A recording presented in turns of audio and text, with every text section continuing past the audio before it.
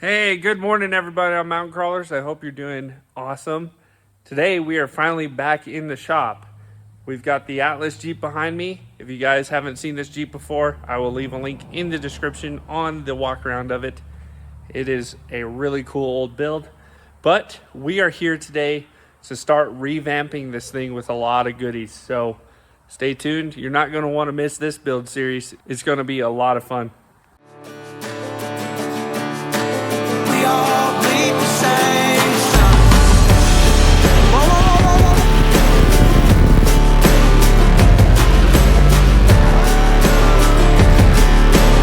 We all bleed the same.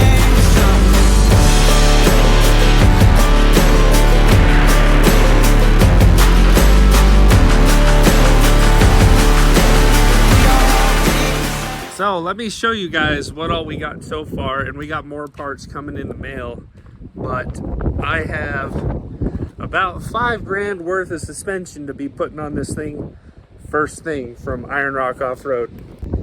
So in here we've got boxes full of long arms, lift coils, unibuy stiffeners, you name it.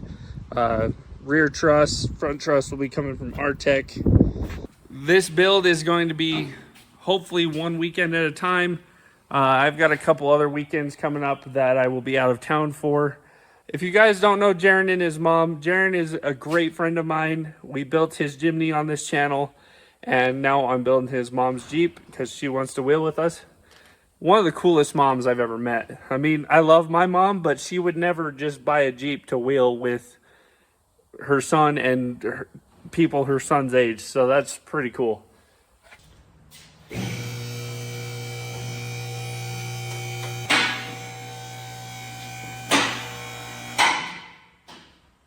Looks like I got even more work cut out for me. We've been beating the crap out of this thing on the rocks whenever Jaron and his mom come to town. We go night wheeling a lot. And yeah, they bowed this tie rod end very good, but we're gonna do crossover steering, so not a big deal. They've been slamming rocks all in this front end.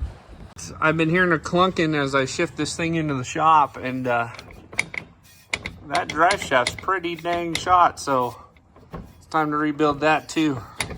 Just add it to the list of many things on this thing. But yeah, this skid plate from Rusty's has got to go. If anybody in Arizona wants to come get this thing, I'll give them a good deal on it, but it will not work with the long arm Crossmember that we're putting in. So hit me up if you're near Arizona anywhere. Or hit me up on Instagram, Mountain Crawlers, and we can get you the skid plate sold to you. It's a great full belly skid, but will only work for short arm applications, unfortunately.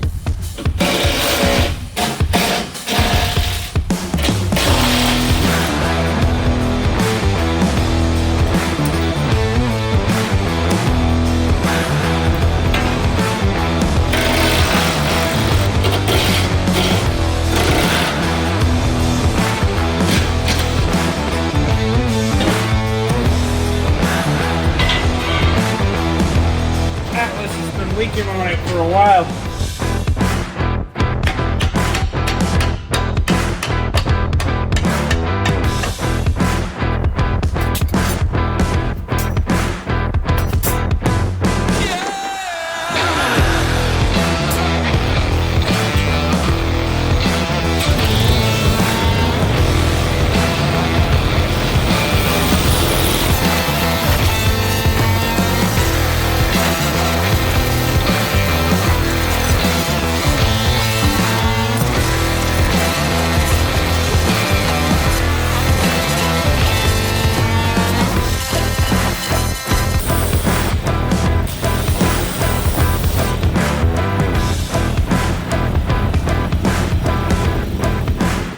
Okay, so like I said, guys, if any of you want this full belly skid for yourself, just hit me up, Mountain Crawlers on Instagram, and we will work it out.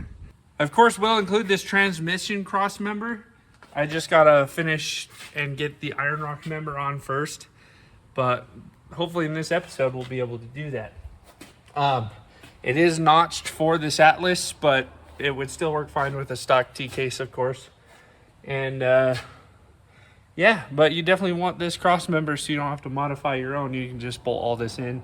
And the front brace bolts to the lower control arm bolts, which is a big reason why this is not going to work with our long arm anymore. But down the road, we'll probably build her a custom full belly skid for this kit. So I did a brief look at Rusty's, and they don't even make that skid anymore. So it's pretty neat though. It protects the transfer case, and the engine oil pan. So it's a full belly skid front to back. And you don't see those for XJs very much anymore. A lot of companies are really making T-case only skids. A few maybe have transmission skids, but yeah, like I said, hit me up for short arm only. This will not work with long arm, but if one of you on short arms wants a full belly skid, hit me up. I'll give you a great deal. I think I'm gonna take my stiffener and mock it up to where I think it needs to sit, and then just make it so it'll butt up to the end of here, lop it off on either side, weld it up, and then wherever there's extra stiffener that could go on either side of these, I'll weld that back in and just take that section out where it would usually be right here, because I don't want to work on cutting that off. That looks like a pain in the butt to cut off. So instead of, you know, fighting it, we're just going to work with it.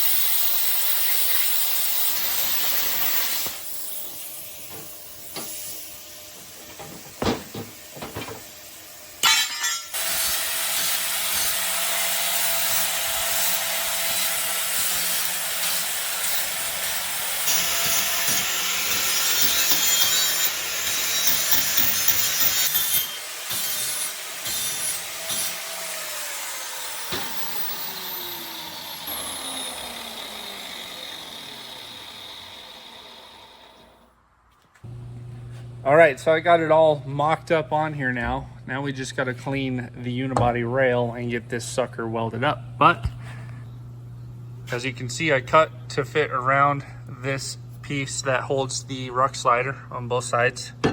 So we should have plenty of room now when we push up on this, because it is going to bend a little bit to mold to that unibody, or when we push this up a bit, it's going to mold and expand to the unibody rail.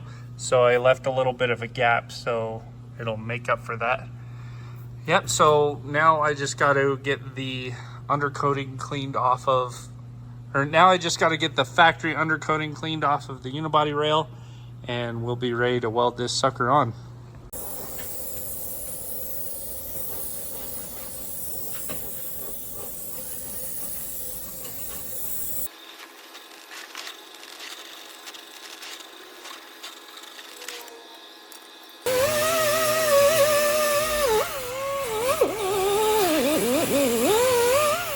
Okay, so now I have most of that undercoating off, and I put the stiffener on, mocked it up, drew with a Sharpie the outline of where I need to weld the stiffener, and then went ahead and cleaned it up. I'll show you right now. So anywhere that this thing needed to be welded, I just marked with a Sharpie and then pulled the stiffener back down and hit it with the grinder real quick. That way, most of the factory paint is left on here, and that'll help prevent what rust could get in here. Now, I'd say stiffeners can be a controversial subject to some people. Some swear you need to do the weld-through primer, and I mean, if you live back east, I would probably agree with that statement for sure, just because you don't want any chance of rust getting in there. Us being in Arizona, never really see a rust problem. This Jeep probably was from back east, though, because it needs floor pans anyways. But yeah, that's... Being in Arizona, this is what I normally do unless this Jeep is going to go... I knew this Jeep was going to go live back east its entire life, then maybe I would take a step further and go with the weld-through primer. But just cleaning those spots up where you're going to weld the stiffener is usually more than fine to me, You can judge me all you want, but that's just the way I do it out here in Arizona. So yeah, I did scrape that undercoating off and left whatever factory paint was on in spots that, you know, isn't going to get welded. And I also went ahead and took the time and just sprayed a coat of paint on the inside of the stiffener just to keep that surface rust off the inside. So now I think we're ready to tack weld this stiffener on. Then we'll go to the other side, tack weld that one, and then continue with the welding process.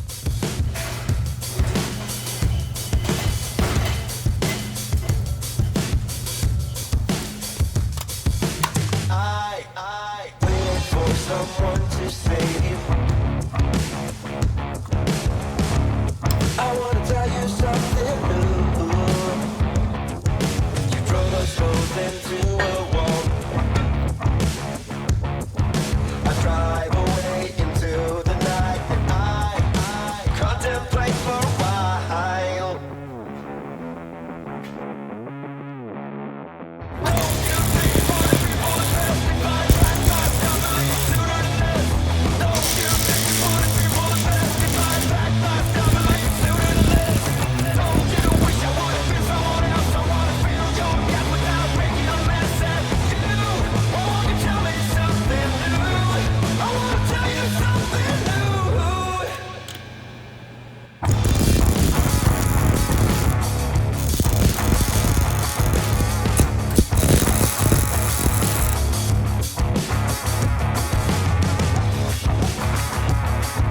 Alrighty, so both driver and passenger side midsection stiffeners are tacked in now. Got it all tacked in and ready to go for full welding. You guys might see that I didn't clean right here at the floor pan. It's because I don't tend to weld these to the floor pan. Unless you want to rip your entire carpet out and weld it, then you could. However, I don't want to catch the carpet on fire doing it this way. And I really am not sure if it's necessary. I've never ran into an issue of not welding this, but I do weld right here, and of course all these stitch spots, and then silicone this to keep water and debris out of it. So, like I said, this Jeep will need floor pans one day eventually. As you can see, the drive shaft ate into the floor pan at one point, and also rusting out there. So later on, when either Jaron or I do floor pans on this, I could go back in and weld the new floor pans to that. That'd be much easier because the carpet will already be out, and plain and simple. So just a little tip for you guys also, if when you're putting stiffeners on, most of you will probably be doing this on the ground, not the rack. I know how it goes. I used to do that for years. For one, the midsection is pretty easy. You actually can use the crossmember bolts to help hold it up. But I like to take a jack and a C-clamp as well. So instead of a pole jack, use a floor jack and a block of wood, and just start on one end, get it all nice and centered, push up with the floor jack, suck it in with the C-clamp. Of course, on this driver's side, you will have fuel lines and brake lines, so be careful there. You don't want to smash those. But just get this thing as tight to the unirail as you possibly can before you tack it up. It's not going to be 100% perfect, but it'll be good enough that you can weld if you do it that way. If you don't use a jack and stuff, you're not going to get this thing to mold very well to the unirail. So I have installed several different companies' sets of stiffeners in the past, and I'm going to have to say Iron Rock is definitely the best fit that I've found so far. Not saying any of the other companies are bad. I just prefer Iron Rock's kit. They just mold the best in my opinion. So now I'm going to go ahead and weld this section of stiffener nearest to where the crossmember goes in, and then we will try to see how this Iron Rock crossmember fits with the Atlas. As you guys saw, the stock crossmember had to be modified to clear the Atlas. The Iron Rock is made a little bit differently, so it may clear the Atlas. I don't know until we get it bolted up, though. It looks like it could clear, but if that transmount sags down at all, then we might have to notch the Iron Rock crossmember, but it's not a big deal. Anyways, I'm going to go ahead and weld the stiffeners right there, and we'll be right back. All right, guys, so I got the crossmember bolted in, and I also welded where the cross member sits, so we don't have to go back in there. If we want, we can leave the long arm part in and just take this out as we please. Later on, once this build is close to done, I'm going to come back in here once this is all exactly where I want it, and clean this powder coating off, and actually do a couple stitch welds to the stiffener as well, because this Atlas is 40 pounds heavier than a stock 231T case. I don't want any chance of this thing ripping these bolts out. So a little extra insurance is just a couple stitch welds here that are easy to cut if you need to ever get that out again, which you shouldn't have to, but just to be safe. So hopefully this cross member will clear. Let's lower that pole jack down and check it out. All right, I'm gonna start lowering it. This is the spot we are worried about, and it's basically how the stock one was. I think it's gonna touch. Yep. So we have to notch right here out. More like right there to be safe. So that is on the agenda as well. Let's see. Yep. Not too much. I don't think it's going to be notched out as much as the factory one was, but it is still some modification we got to do to get this thing to jive. That's what happens on these Jeep builds, man. You change one thing and the whole domino effect happens, and you got to change everything else, but it's part of the build process. So anyways, I'm gonna go ahead and weld up the rest of these stiffeners until I either run out of gas or I'm done. I am pretty low on gas, so we get these welded up and then worry about that cross member.